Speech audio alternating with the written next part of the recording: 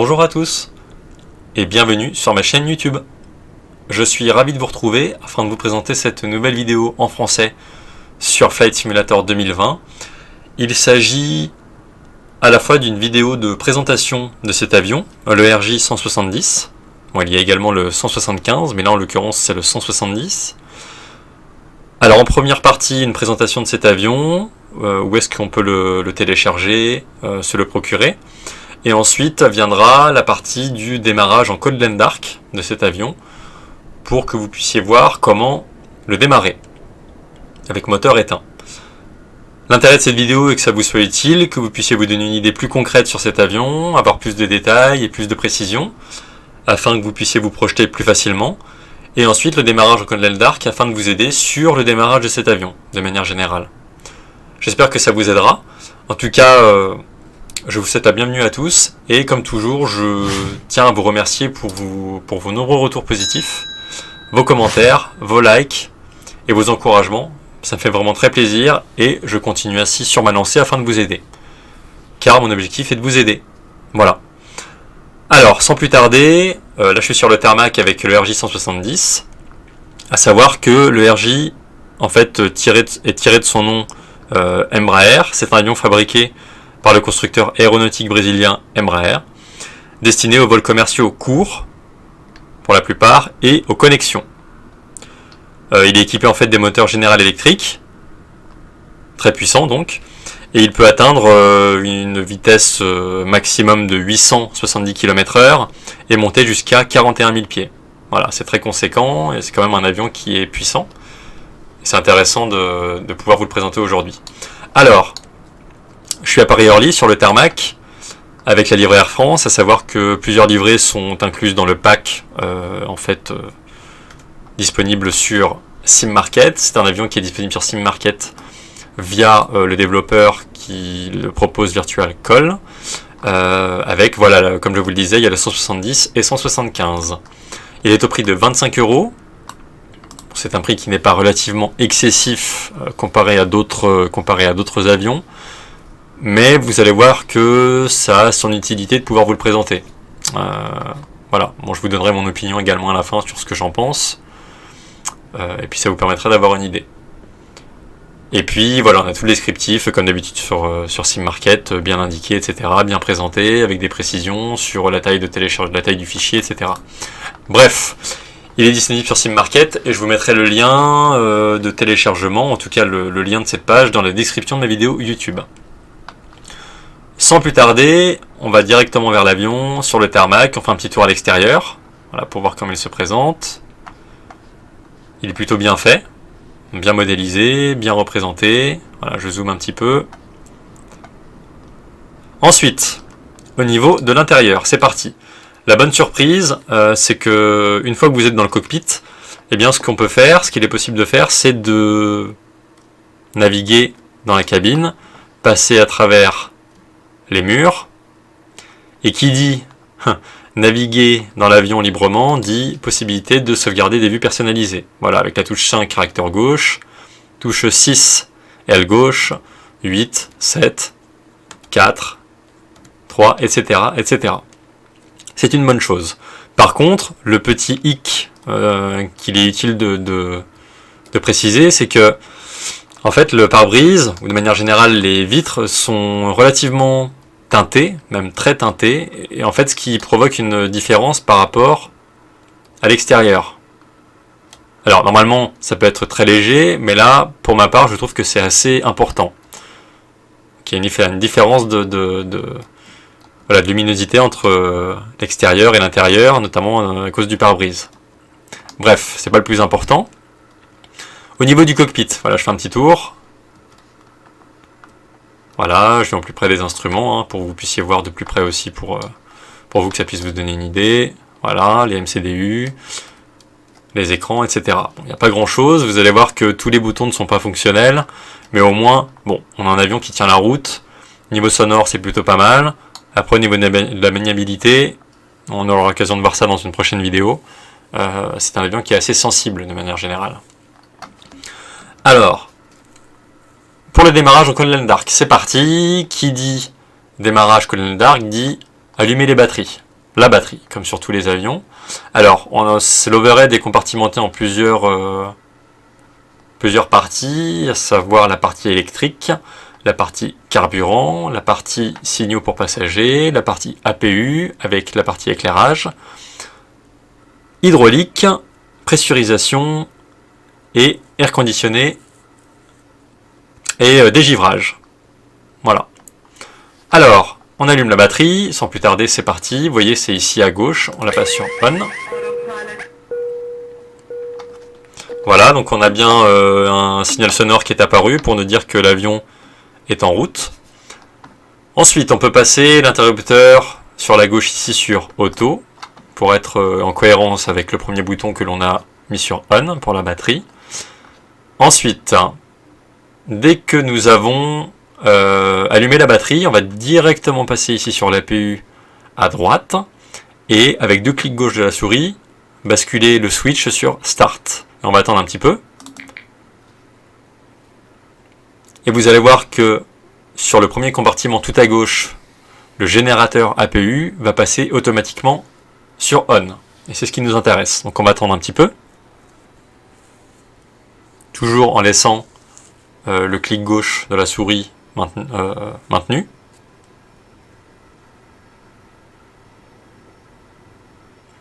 Voilà, on a On qui est apparu en blanc. On peut lâcher ici le bouton. Voilà, ça passe directement sur On, automatiquement. Ici, on a bien On sur le générateur APU, c'est parfait. Ce qu'on va faire ensuite, c'est ici, au niveau des signaux passagers, on va directement passer l'interdiction de fumer sur On. Les ceintures de sécurité sur On. Et ce bouton-là sur On, comme ça tout est OK pour cette partie-là. L'Emergency Light, bien entendu sur Auto. On a bien le petit bouton blanc ici pour dire que les lumières d'urgence sont bien armées.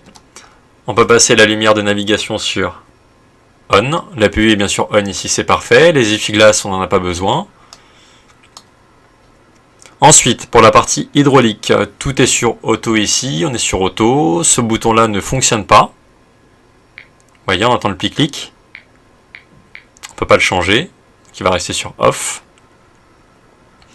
On laisse la pressurisation sur Auto ici. On laisse ces boutons-là. On va se diriger ici sur le dégivrage, enfin la protection contre le givrage. Bon, pas nécessaire, sans objet. On va directement passer sur le panneau relatif à l'air conditionné. On va connecter l'APU bleed. Voilà, donc au niveau de l'overhead, nous sommes bons pour le moment. Ce que nous pouvons faire, c'est directement passer sur... On éteint les recalls. On va passer sur l'ordinateur de bord, le MCDU. Petite parenthèse, on voit que c'est un modèle MCDU tiré de l'A320. Donc voilà, fallait s'y attendre un petit peu. C'est vrai que c'est les mêmes coloris, c'est un peu la même chose. Il n'y a pas beaucoup d'originalité là-dedans. Donc on est bien sur un modèle A320 ici. Bon, c'est pas grave, on va se rendre compte quand même que le MCDU fonctionne, qu'il permet de démarrer l'avion à bon escient. Alors, on commence avec la page init pour initialiser. Voilà le MCDU. Comme vous le savez, moi en général je passe par SimBrief pour mes plans de vol. J'ai donc fait un exemple de route entre Paris-Orly et Marseille. Voilà, juste pour vous montrer. Hein. Alors au niveau du carburant, l'avion n'a pas de gestionnaire de carburant. Donc ce que je vais faire, alors ça on peut le faire soit avant le démarrage APU ou après. On va mettre le bloc fuel relatif à 3758 kg dans le gestionnaire de carburant du simulateur. Bon, moi vous allez voir que je suis non pas en kilos mais en pounds. Bon, ça fait environ 8000 et quelques pounds. Donc je vais le mettre manuellement. Voilà, je pense que 41% nous sommes bons. Voilà, c'est ici. 8433 pounds. Voilà, c'est pour le carburant. Et après, pour le plan de vol à insérer, eh bien c'est très simple. Je vais saisir l'aéroport de départ. LFPO / l'aéroport d'arrivée. LFML. Voilà. Ensuite, le cost index n'est pas de 100 mais sera de 25. L'altitude de croisière donc ce sera au niveau de vol 290. Ensuite, pour la partie fuel, bloc fuel. Après avoir saisi en fait mes indications de carburant dans le menu en haut, qui est intégré dans le simu, eh bien on voit que la partie relative au bloc fuel a été insérée ici automatiquement. Donc on n'a rien à faire. On va passer sur la partie performance, sur la page perf. On voit que l'altitude de transition de 5000 pieds est d'ores et déjà indiquée et insérée, relative à Paris, donc c'est parfait. Ce que je vais faire, c'est que je vais faire un slash pour signifier que le décollage sera avec un cran de volet. Et les vitesses de décollage, on a juste à appuyer sur les lignes de gauche, elles sont paramétrées, elles sont insérées. C'est parfait. Ensuite, on va sur Flight Plan. C'est comme sur l'Airbus, du coup. Ça ne nous est pas inconnu. On va sur l'aéroport de départ. Départ, c'est la piste 06 pour ce vol. Comme sur Airbus, la flèche du haut vous sert à descendre. Inversement, la flèche du bas vous sert à monter. Je descends. C'est ce point SID qui coïncide avec mon plan de vol SimBrief. Je le saisis, je l'insère. Je vais ensuite descendre jusqu'au premier point de la route qui est l'ATRA comme convenu. Airways. Il est bien là avec le point SID. Et ensuite, ce que je vais faire, c'est que, pour vous montrer là, moi, le prochain point en fait après l'ATRA est le point intermédiaire UM133 suivi du point l'ERGA. Voilà, avant en fait la star de Marseille. Si j'essaye d'insérer, c'est un petit peu comme le Boeing 777 de Captain Sim, dans le sens où parfois si vous insérez un point intermédiaire comme ça avec des lettres et des chiffres, eh bien il se peut que vous ayez une indication d'erreur quand vous insérez le point principal qui est Second Index Not Found. C'est pas grave. J'efface, je reviens en arrière, je retourne sur l'ATRA, Airways, et je vais saisir un Direct To avec l'ERGA. J'insère. On voit que le point l'ERGA est bien inséré ici, et on voit surtout la chose importante, c'est que le point intermédiaire UM133 est bien lié automatiquement. C'est ce qui nous importe et c'est très bien. On va continuer, on va d'ores et déjà paramétrer notre piste d'arrivée avec la star à Marseille, en sachant qu'on a déjà notre piste d'arrivée bien entendu. Ce sera une piste, la piste 31 droite avec l'ILS Zulu à Marseille, avec la star relative à l'ERGA, c'est celui-ci. J'insère. Flight Plan, et on voit que notre route, toute la route, est paramétrée.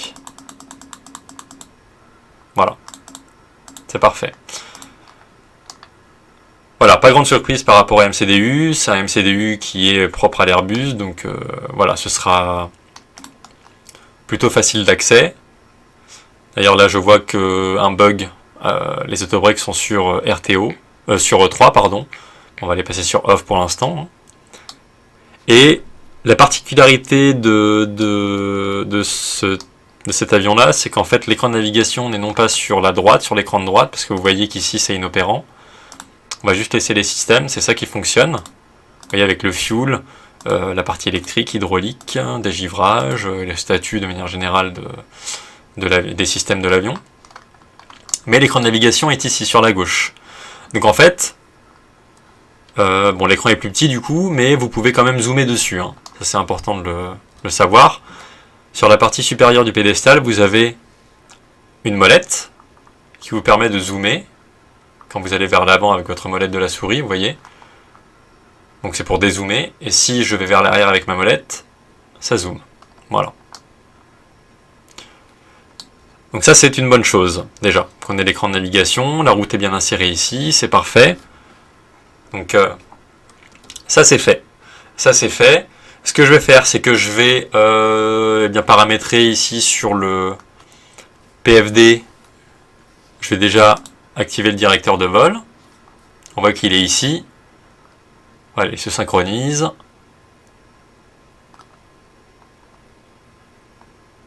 Voilà, il se synchronise de manière assez originale, je dois dire. C'est pas grave. Je vais juste ici sur la molette altitude paramétrer mes 29 000 pieds pour la croisière. Donc je vais avec la molette de gauche qui est plus rapide. Voilà. Pour défiler en milliers, voilà, les centaines. Je repasse sur 29 000. C'est bien indiqué ici, c'est en bleu, c'est parfait. Et on voit ici sur les cams centrales que nous avons des indications en blanc. Ce sont des actions que nous avons effectuées et qui sont validées ici sur les cams. Et on voit des indications en rouge, notamment qui sont à effectuer pour que l'avion soit bien paramétré.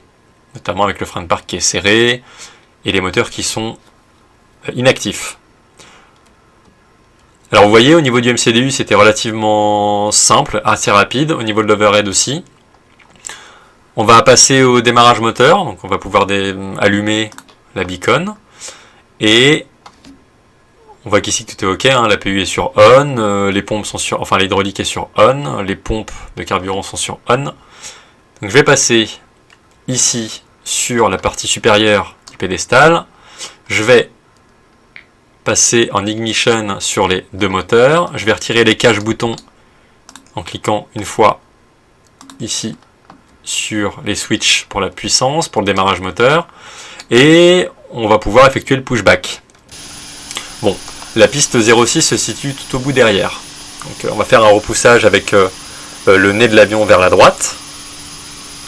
De ce côté-là.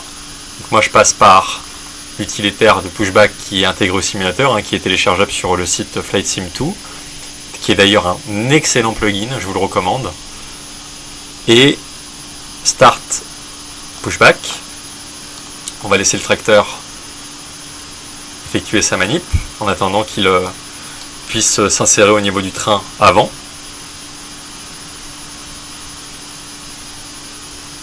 Et une fois qu'il aura fini son action, on pourra desserrer le frein de parc, comme procédure habituelle. Donc le frein de parc est ici, donc pour l'instant on le laisse en actif. On va attendre que le tracteur est fini. Voilà, on voit qu'il s'est stabilisé, hein. Il y a eu un petit mouvement du tracteur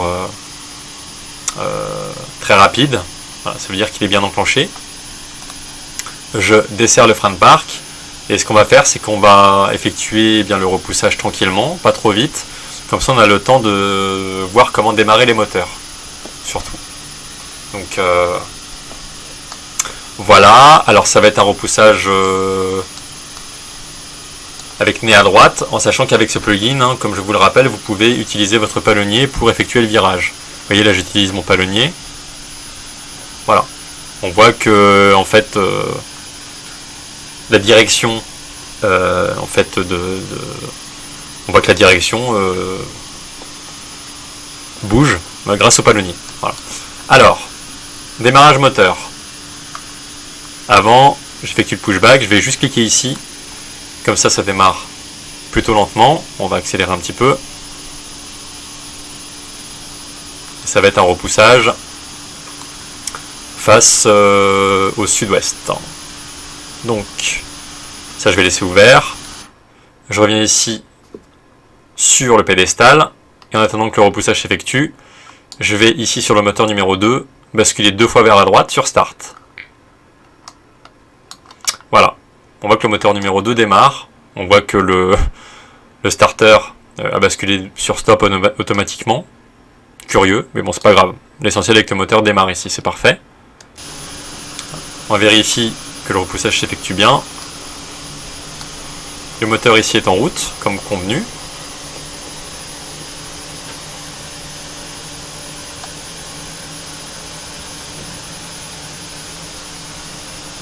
Je peux utiliser également ça avec ma souris. Hein.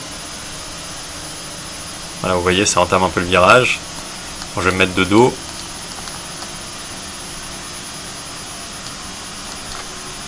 On va dézoomer un petit peu pour faire en sorte d'être bien aligné sur la voie de circulation.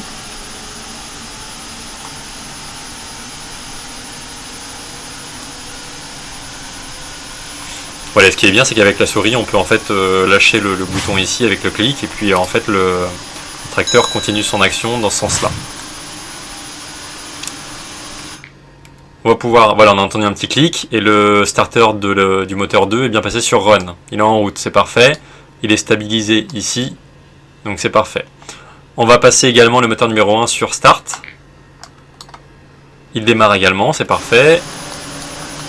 Bon, là j'ai peut-être fait la rotation, enfin le virage un petit peu tôt.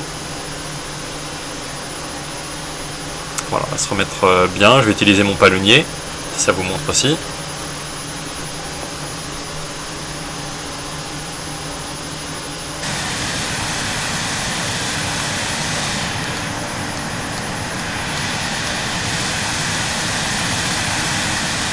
Voilà, presque fini.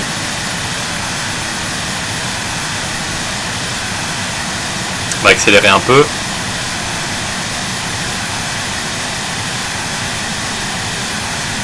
Petit virage à gauche.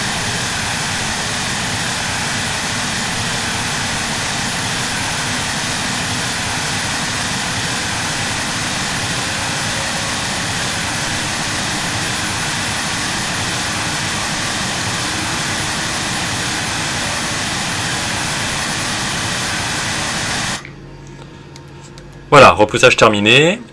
On est bien sur l'axe. C'est très bien comme ça.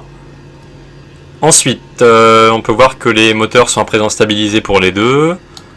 Les deux sont sur Run, les deux starters sont sur Run, c'est parfait. On peut, si nécessaire, remettre les caches. Passer les autobreaks sur RTO. Reject Takeoff. On voit que la seule alarme que nous avons, en tout cas l'alerte sur les cams, c'est que le parking brake est sur On. C'est tant mieux parce que c'est ce que nous voulons. Qui dit moteur allumé, dit APU sur Off.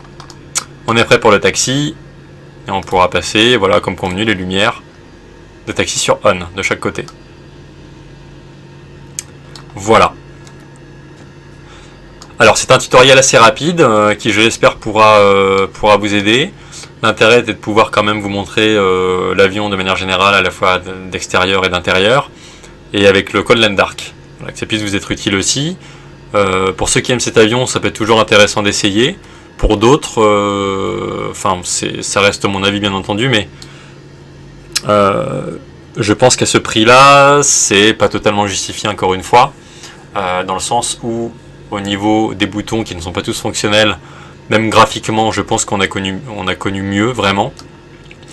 Surtout si on se réfère par rapport à l'attente de NX qui reste gratuit et qui est quand même graphiquement très bien fait. Là, voilà, je pense que ça vaut peut-être le coup d'essayer, mais c'est pas un franc succès selon moi. Mais c'est à tester, c'est à tester. Voilà, c'était pour ça que je voulais vous présenter. En tout cas, j'espère que ça vous aura été utile.